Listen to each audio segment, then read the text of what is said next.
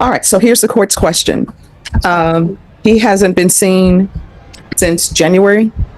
Where has he been? Judge, I don't think that's fair. I mean, I think I'm giving him a choice. I understand, Judge. So what's not fair is he's a first-time offender. You know, he's on regular probation. He already has a felony conviction. I'm giving him a choice. He can either do 4 years in the prison or either he can do inpatient treatment. Those are his choices. I don't know what is not fair about me giving him a choice. Inpatient treatment, which is what they're recommending, or 4 years in the prison. Those are his choices. Like, that's what you all came up and agreed to with me. You said, we agree ISF. That's inpatient.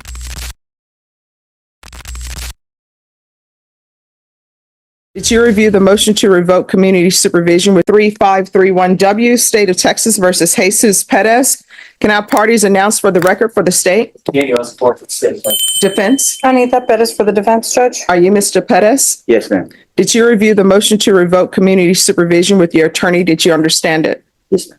Are you the same Jesus Perez who was placed on community supervision in 2022 CR 3531W for the offense of possession of a controlled substance, penalty group 1? Yes, ma'am. 1 gram to 4 grams? All right. Is there any motion or a motion to add to the allegation? I'm sorry, to add that Mr. Perez is on probation for possession of controlled substance, penalty group 1, 1 gram to 4 grams in the motion to revoke? Yes, Judge, they would make more motion to add the 1 to 4 grams. Any objection? I don't know what's going on. Oh, okay, got it. Yeah, that's fine. No objection, Judge. All right. So are you the same Jesus Perez who was placed on community supervision in 2022 3531W for the offense of possession of controlled substance, penalty group 1, 1 grams to 4 grams on April 12, 2022 for a period of 6 years? Is that you? Yes, ma'am. State? Violated condition number 4 in Bexar County, Texas. Defendant Jesus Perez did then and there failed to report to the supervision officer as directed for the months of January and February 2024 in violation of condition number 4. How do you plead to that? True or not true? True. Judge, state waives all the violations. Any objections? No objection. Did you understand by pleading true to violation of condition number 4, the court could find it true, grant the motion, sentence you to $1,000 fine and 6 years in the prison? Knowing that, do you still wish to plead true to violation of condition number 4? You need to speak up. Yes, ma'am. Court will find violation of condition number 4 true. Is there a proposed agreement? Yes, Judge. The proposed agreement is to deny the motion to alternatively include ISP and referral for the drug court long custody.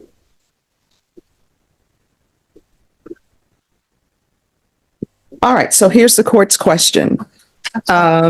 He hasn't been seen since January. Where has he been? I defer to my client, Mr. Perez. All right, you want to raise your right hand? Do you solemnly swear or affirm the testimony you give will be the truth and nothing but the truth, so help you God? Yes, All right, if you can state your name for the record. Jesus Perez. All right, where have you been? I have been working as vending as a vendor in the Mexican restaurants selling palm leaf crosses. I make the crosses out of palm leaves and the leaves, and that's what I've been doing. Just minding my business, going to work and staying with my friend Irene in her house, and I've just been staying back and forth at the address that I gave you for probation, and that's what I've been doing. I've been staying clean, sober. Well, we don't know if you've been clean or sober Of course, because you I haven't been reporting. Yes, of course. So I you don't have to believe that. assume- Yeah, you would have to assume the worst, of course. No, it's not an assumption of the worst. Part of people, if you're in your sobriety, then you follow through on your commitments. Correct. You didn't report, so I know you were probably still using. That's why you didn't report. Yeah, just if I may. So my client was supposed to report as part of a DDRF MIC program. I think my client obviously is someone with a diagnosable mental illness. He does have diagnosis for bipolar and what else did you say? Oh, and major depression, schizoaffective. And schizoaffective disorder, Your Honor. I know that he made some attempts and he did not have a phone. I don't know if the court. But didn't he have a car? No, Judge. Well, how did he get to his work? Was his employment outside his house? Yeah, he Walking just bus. walks, Judge. Wait a minute. There is He a said witness. walked in bus. then why can you take a bus to your probation officer? With excuses. Okay. Yes. Yes, Judge. And with respects to our witness, Irene, I've made several attempts to contact her and I have not been successful. But otherwise, I would want some further testimony for the court. All I can say is that I don't know if he would be a good probationer. Mr. Perez has never been to prison before. He has obviously, I don't know if the court has the report from the PSI. He's only had some misdemeanors. This is obviously, it will be his first felony, so I would hope that the court would follow our agreement and our understanding that he should be given 2 years to do, Judge. If you're finding this story captivating, make sure to hit that like button and subscribe to our channel for more gripping true crime content. Your support means a lot. Thank you. All right. So here's your choice. Sometimes I can give people choices. Sometimes I cannot. Do I think you need inpatient treatment? I'm sorry. All right. Do I think you need inpatient treatment? Yes. And probation, did they confer with you? Yeah, that's why I'm a little confused, but Right, because, that was it. right, I understand. All right. So stop. We're on the record. Sorry. So probation, what were you saying? I thought that we had agreed, there was some miscommunication, Judge. So, when defense and I spoke, she asked that, if I agreed to the revocation, That's correct. and Judge. we did agree. But I think it was miscommunication with defense and state. Right, Your Honor, because I think originally the defense asked if I would follow this recommendation. That's where I asked her to speak on Sean. And Okay. I think that might have been the miscommunications there. All right. So this is what the court will do. I'm going to give you a choice. Right? You can either do 4 years in the prison or you're going into inpatient treatment and it's not ISF. So I can either, I will refer you to SafeP if felony drug court does not accept you, or you can do 4 years in the prison. What do you want to do? I mean, I don't know how long safety is for. He's 6 months and then 3 months aftercare. And that's inpatient. Will I continue? Will I still be on probation? Yes. And then for 4 years. Or either 4 years prison and you're not on probation. You're going to go to prison for 4 years. Judge, I don't think that's fair. I mean, I think I'm giving that- him a choice. I understand, Judge. So I mean, what's but not he's a fair is first-time offender, he's on regular probation. He already has a felony conviction. I'm giving him a choice. He can either do 4 years in the prison or either he can do inpatient treatment. Those are his choices. I don't know what is not fair about me giving him a choice. Inpatient treatment, which is what they're recommending, or 4 years in the prison. Those are his choices. Like, that's what you all came up and agreed to with me. You said, we agree ISF. That's inpatient. and that wasn't our agreement, Daniel. I mean, we talked about the time. We talked about a time offer and I asked LaShawn if she was fine with that and she said she was fine with that. So I don't know why. And again, my understanding, I just remember asking to be okay with the recommendation. I asked if Sean okay with that. That was what I asked. I guess, Your Honor, can we confer? Yes. We don't have an agreement, Judge. Okay. They were able to get it from Texas. Over on the booking. Yes. Are you all ready?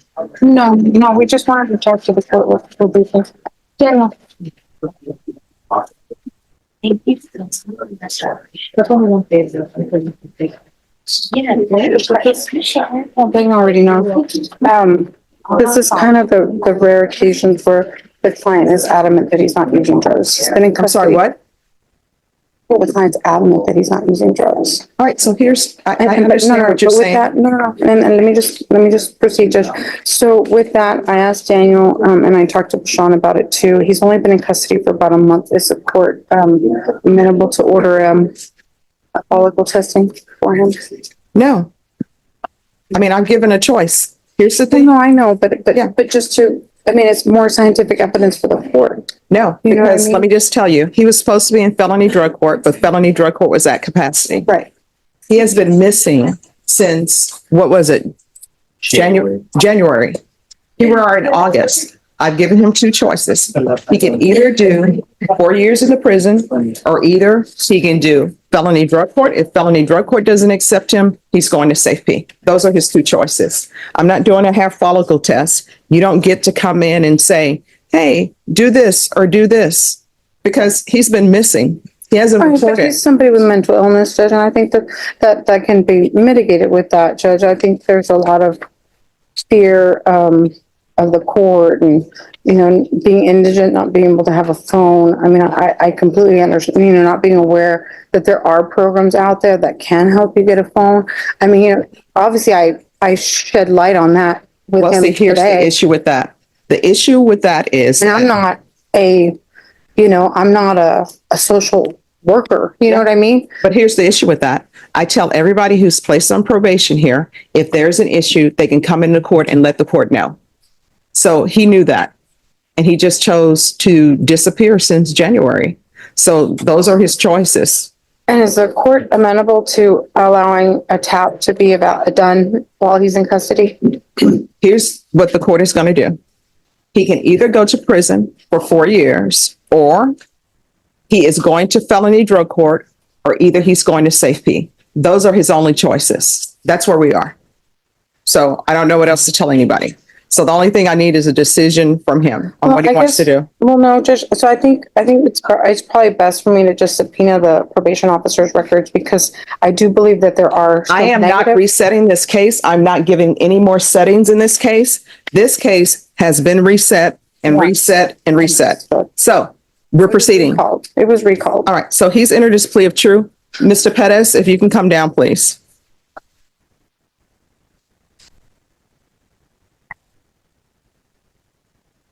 We're back on the record in 2022 CR 3531W, State of Texas versus Jesus Pettis. Mr. Pettis, you have two choices. One, you can either go into inpatient treatment or felony drug court. If felony drug court accepts you, they may decide to place you in inpatient treatment. They may not decide to place you in inpatient treatment. They have a dual diagnosis program where they'll take care of mental health if that's your issue, if they accept you. They don't have all the funding. They don't have all the probation officers they need. Somebody needs to write their legislature and tell them, hey, these treatment courts need more funding. If they do not accept you, you're going to safety. You understand? Do you understand? Yes, ma'am. Or if you want, I can sentence you, excuse me. Or if you want, I can sentence you to 4 years in prison. Which do you prefer? Really? No, All right. So Mr. Pettis, here's the thing. It's your choice. yes, ma'am. So do you want treatment or do you want to go to prison? Now, if you go to prison, they have a therapeutic community. Maybe they'll let you in the program. Maybe they won't. But you have a choice. Treatment or prison. Which do you choose? I'm trying to, it's hard for me to make a choice because I really don't know what the consequences are going to render. All right, so this is what I'm going to do. I'm going to make a choice for you. Court is finding violation of condition number 4 true. Court is going to deny the motion, alternate amend conditions to include a referral to felony drug court that's in custody. If not accepted, then safe P. All right. And we can go off the record. Here's the thing, Mr. Pettis. If you think about it and you say, you know what, I should have just accepted the 4 years in prison.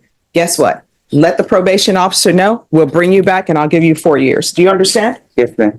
All right. So here's the thing. In this court, to be successful, communication is key and you must report.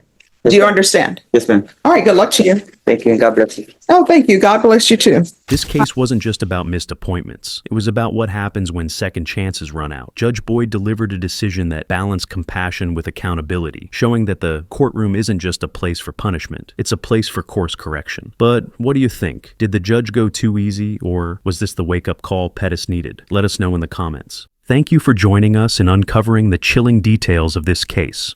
If this story has left you disturbed or reflective, please share your thoughts and reflections. Remember to like, subscribe, and stay with us as we continue to explore the stories that reveal the darkest sides of human behavior. Together, we keep these lessons alive, ensuring the voices of victims are never forgotten. Thanks for watching. Please subscribe or follow.